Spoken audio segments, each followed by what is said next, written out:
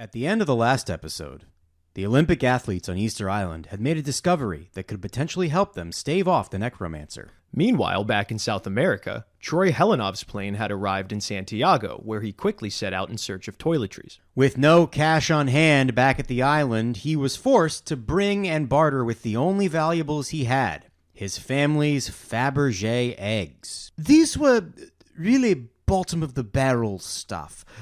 My father found them at the bottom of a barrel at Queen Victoria's estate sale. The Crown was hard up for cash, so we got them for hundreds of thousands of pounds on the millions of pounds, as we say in the UK. At this point, we sat Troy Helenov down for a little chat. We wanted to get to the bottom of why he was willing to go through all these great lengths for the neutral Olympics. Troy, we gotta ask, this is clearly taking such a massive toll on you, and this whole undertaking is expansive, expensive, and downright dangerous. What makes you keep going? It's very personal. This is where a lot of things about Troy Helenov begin to add up. He was from a family of very high esteem. His whole life, he had every resource imaginable at his fingertips, and until the Olympics, he had used it just to become a middling government pencil pusher with no real upward trajectory. Maybe for him, this Olympics was his chance to escape the shadow of his family name, set out on his own and really make his mark on the world. A lifetime of pressure to succeed rarely makes successful people, but maybe, just maybe, this was Troy's chance to beat the rap of just a gorgeous fail son. Maybe this was Troy becoming the man he had always hoped he could be. It's hard to explain. It's okay, man, we get it. This is a safe place, bud. You don't have to be afraid to be yourself around us. Mummy told me to do it. Pardon? Well, Mummy and Frankenstein. I had a dream a while back where I was in a big purple room and there was a bunch of white couches that were as big as buses and everyone was sitting on them, and there was a werewolf too, and he said that they wanted to talk to me, him, Frankenstein, the mummy, and Humphrey Bogart. He sat me down, poured me a big glass of green wine, like bright green, I think it was glowing, and they told me that World War II was going to go on forever, like for 1,000 years. But I could stop it if I got all the neutral countries together and did an Olympics, like it would directly lead to the end of World War II. And that December 2nd would be Troy Helenov Day forever. And every country would give me a gift.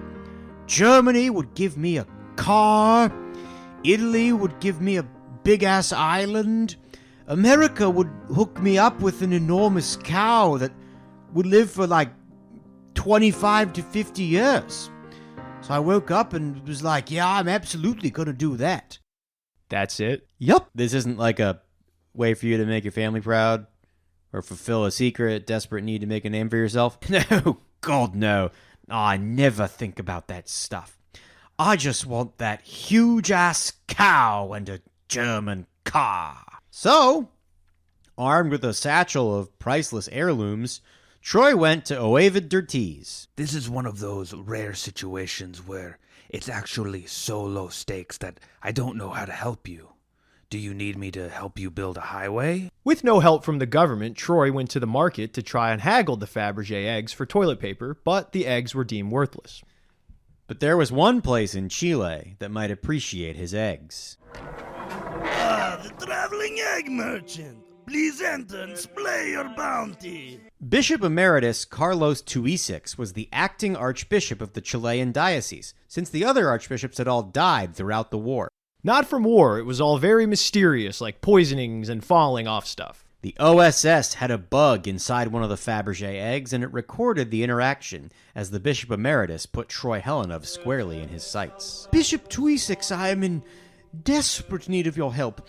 Several of, God's children are without basic necessities, including some cardinals from the Vatican. Which cardinals? Cardinal Shugley, the Louisiana cardinal. I also think the really old, decrepit Polish guy with grey eyes and jaundiced skin, Cardinal Zizizi. He actually looks exactly like... I despise Cardinal Zizizi. He deserves to burn in hell for his crimes. I do rather like Fug Shugley. He's a good hang. Well, surely you don't want to see him suffering. Perhaps a church donation of some toothpaste. Show me the eggs! The bishop pored over the eggs for several minutes, appraising and critiquing them closely. What is this? This one has a prize inside. Ah, a tiny black little metal bird. Do not touch the recording device. I mean, caw! 1,000 rolls of toilet paper, and it's yours. Ha!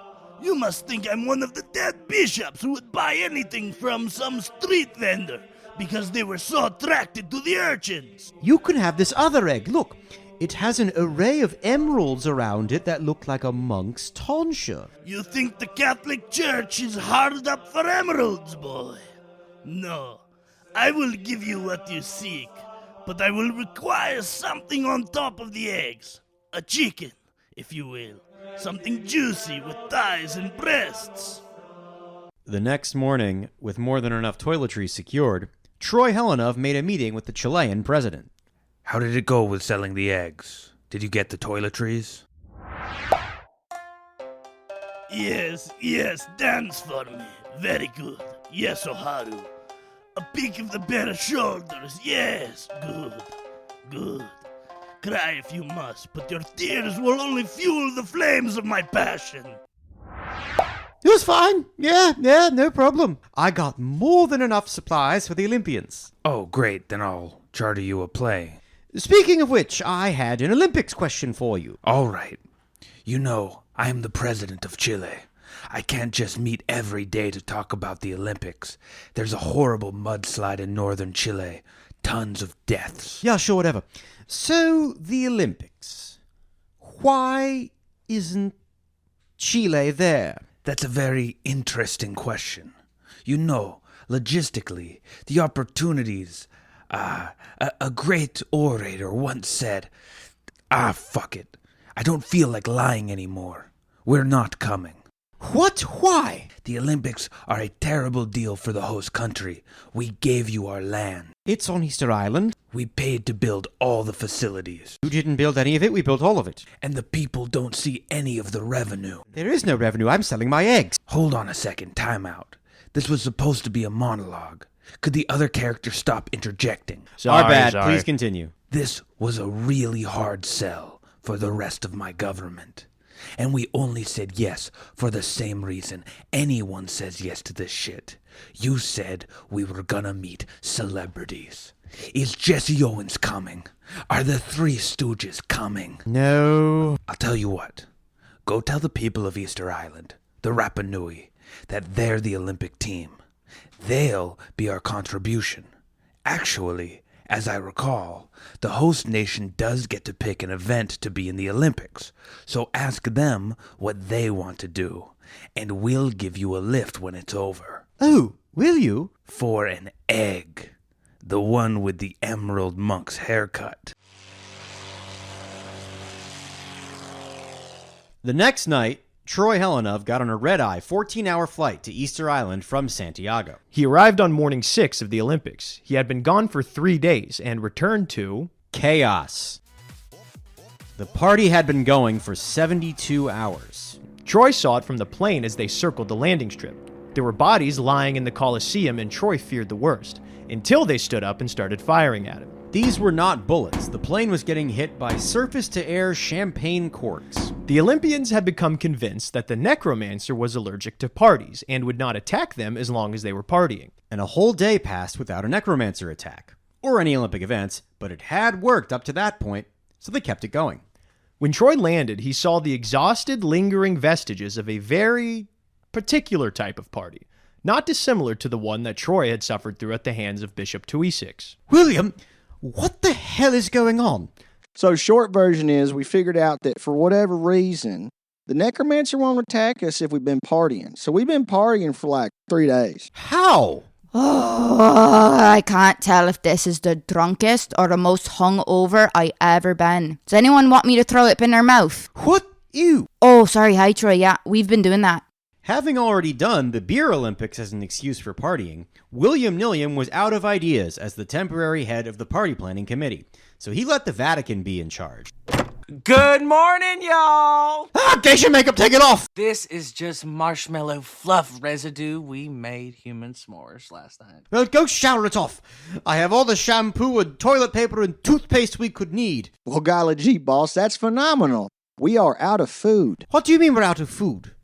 The recipe for food orgy has been held in secret in the Vatican for 17 centuries. It is a sacred act that has many biblical justifications. It is believed to be a necessary step on the path to sainthood. It was a great blessing from Saint Sextova that the food for the Olympics allowed us to perfectly perform the 9 nasty sacraments. We made the ceremonial bread togas out of peanut butter and jelly sandwiches that everybody ate off of each other.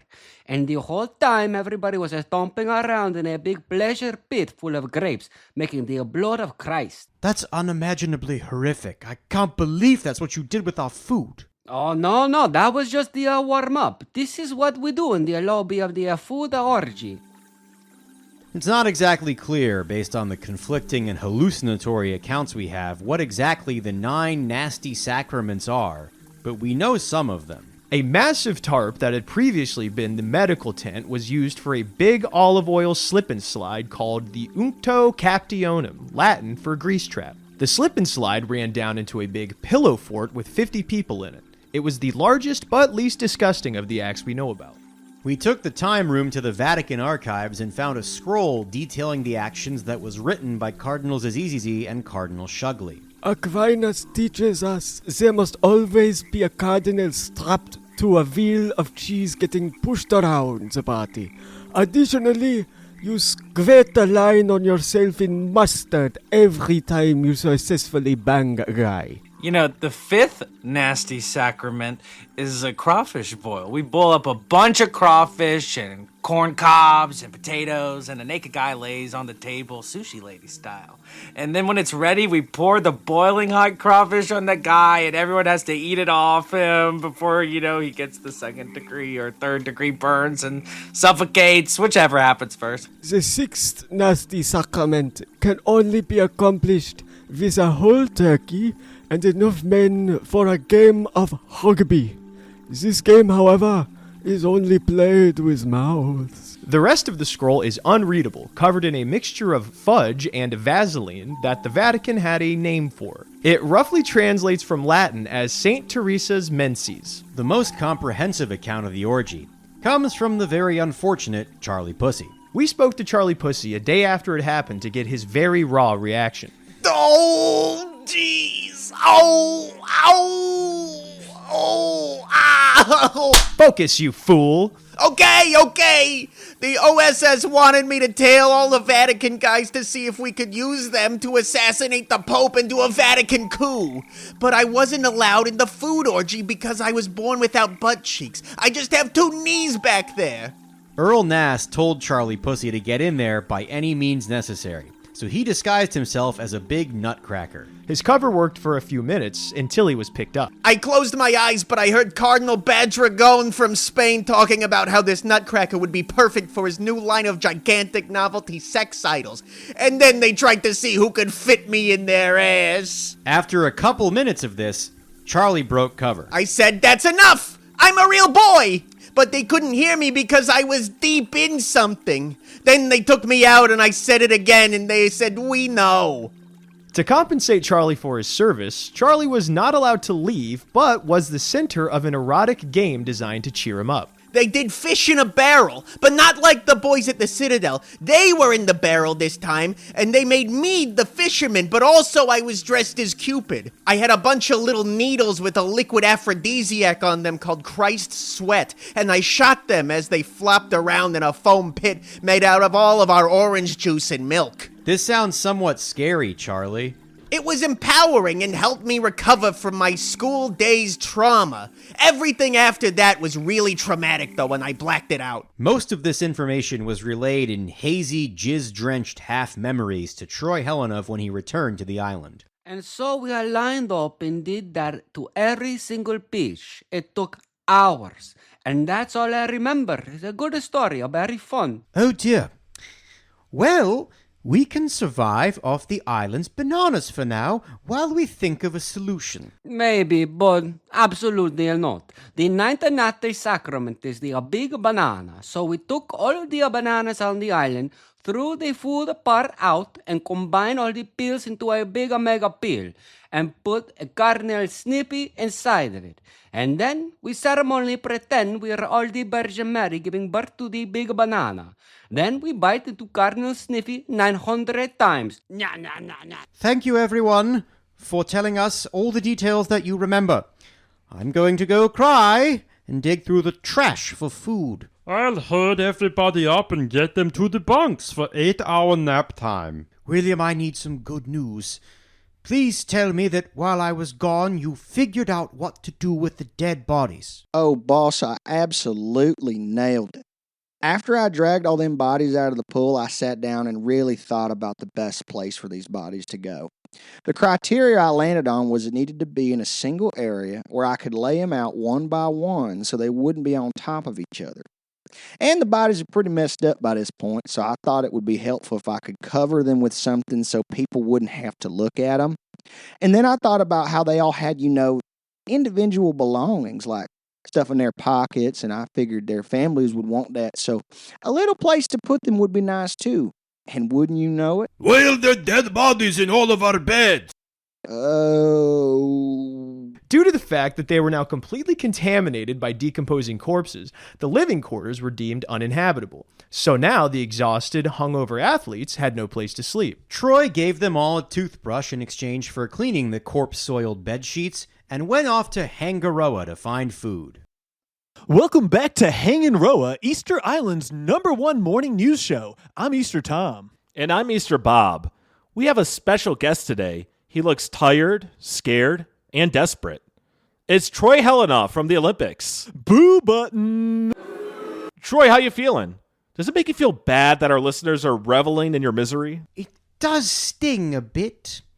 But I am well aware of the sort of burden placed on this island by the Olympic Games. I'd like to make this more of a dialogue, so I'll begin by asking you all for enough food to feed a couple hundred people for a week or two. And in exchange, I'd be happy to give... We don't want any Fabergé eggs. Eggs? Yuck.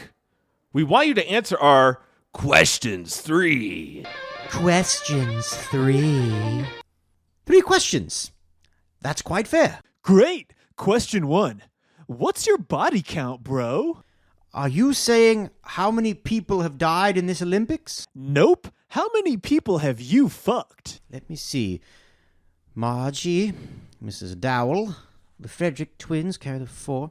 607. Damn! Hold on, we got a caller on the line. Caller, what's on your mind? Damn! Yes, I'm a bit of a scoundrel. And now also that I think about it, 607 is also the amount of people who have died in this Olympics. So, how about that? Great. Question 2. Would you support the creation of AI-generated child pornography for use by sex offenders if it decreased overall molestation rates? Can I not? We have so much food, dude. Well, as an adult who was very recently adult molested, I would say yes. I'm all for it. Well, you're the only person who's ever said that on this show. Shit, am I? Maybe. Question 3. Which element has the symbol SN? Tin. Congratulations, you've had a questions 3-some. Great. While I'm here, it's customary for the host nation to choose an event for the Olympians to partake in.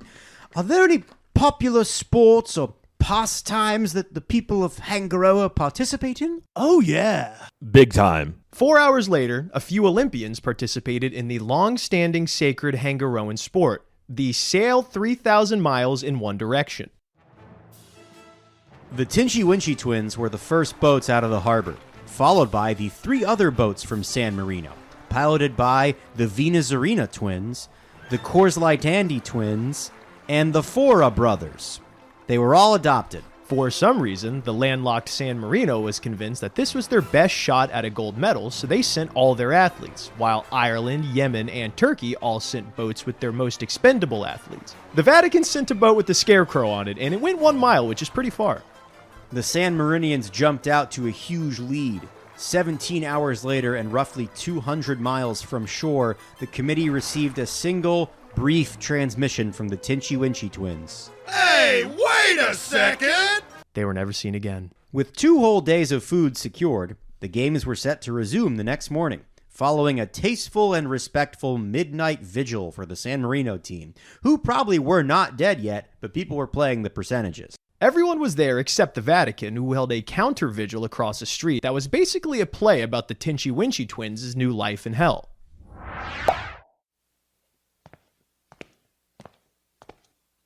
Oh, the waves, they're so huge. Please save us, Zoroastrian God. Our clothes are so ugly that they weigh extra and we are drowning. I am Ahura Mazda, and I will save you after I finish farting.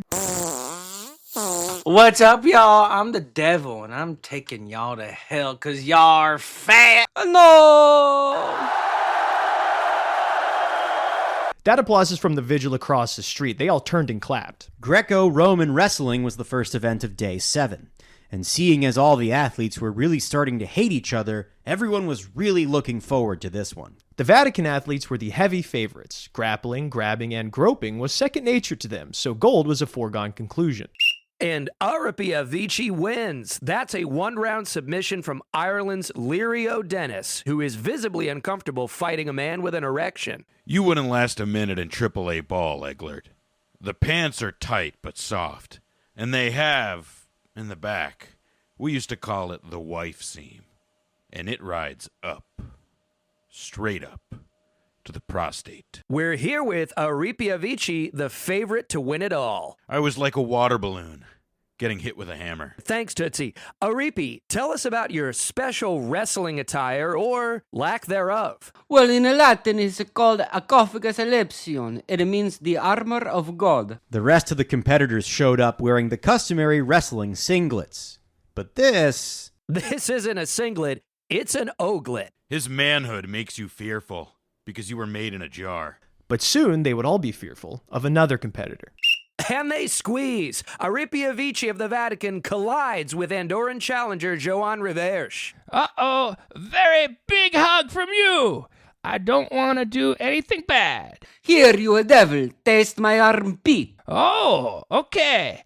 I beat Tree now. He's not moving. Whoa! Rivers is pushing back. He's lifted him over his head. He's spinning him on his finger like a basketball. Rivers throws Avicii down on the ground. He's going to go for the pin. Wait, no. What's he doing to his arm? In wrestling, you win when you pin your opponent's shoulders to the ground. But Joan Rivers had no interest in that. He wrapped his legs around Arapia Vici's arm and pulled it backwards in what today is known as the famous jiu-jitsu move, the armbar. Arapia Vici is screaming in agony. Oh, if only there were some way that he could signify to his opponent that he is giving up. He should try jacking him off. Oh my God! Joan Rivers has snapped his arm in half at the elbow. Finally, some fucking blood. Kill him! Break his neck! Hey man, are you okay? Joan Rivers technically invented UFC that day. Over the next hour, he would go on to maim and disfigure 4 more competitors. In the final, he was set to go up against Portuguese fighter Pato Peebly, aka Iowa native Pete Cachu, who thanks to his corn-fed Midwest upbringing was strong as hell and blew through his side of the bracket. But the Portuguese knew that not even their strongest athlete could stand up to the kind of shit that Joan Rivers was bringing. In fact, they were sick and tired of getting their ass kicked by this tiny freak of nature. The Portuguese began to conspire. Charlie Pussy was a central part of the conspiracy. I'm not telling you guys anything. Take that. Ow, okay, yes, fine, I admit it. We needed to get rid of Joan Rivers because he was clearly very dangerous. We got this from his private conversations. Well, they weren't conversations. He was talking to the moon at night and we bugged his windowsill. He kept saying that he couldn't go back to Andorra because he was in danger there. Earl Nass knew that could only mean he was a political exile, and that if he prevailed at the Olympics, he could return to Andorra and start a communist revolution. So in the gold medal match, it wasn't Pato Peebly, was it? No, it was a certain special OSS agent. Here comes a little shrimpy guy, just a little twiggy guy wearing a gigantic t-shirt and a scary, scary mask. It appears in an attempt at intimidation, Pato Peebly has made himself much smaller and jammed a tube sock over his face. He could be making any face under there. Smiling, frowning, fuck me, that's so freaky. I love it. And we cannot overstate how big this shirt is. It's dragging on the ground all around him, obscuring the shape of his body several feet in all directions. The OSS had done this because Charlie Pussy's body had 29 knives taped all around it, pointing outward. They knew that Joan Reverche would immediately try to grapple with his opponent. Yeah, he's gonna be all up in them guts. Not what that means, Will. Oh, shit. And when Joan Reverche did so, he would pull Charlie's body into himself and fatally impale himself on the knives.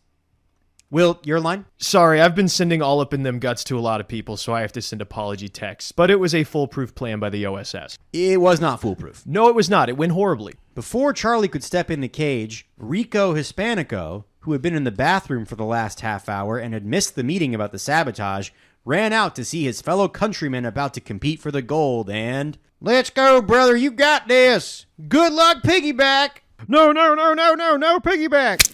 Oh no, not you, Rico!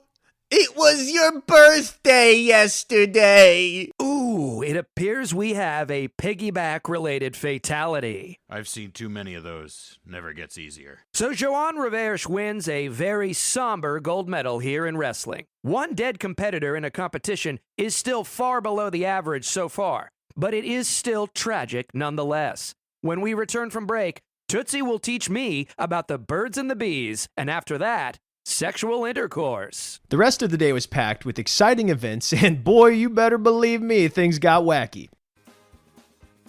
The pole vaulting event did not go as planned. The actual poles were commandeered by the Celtics in World War III, so William Nilliam made some out of the batons for the relay races and the very soft Gucci Goo tree native to Easter Island. So instead of going up a few feet at a 90-degree angle, the competitors went several hundred feet at a 10-degree angle.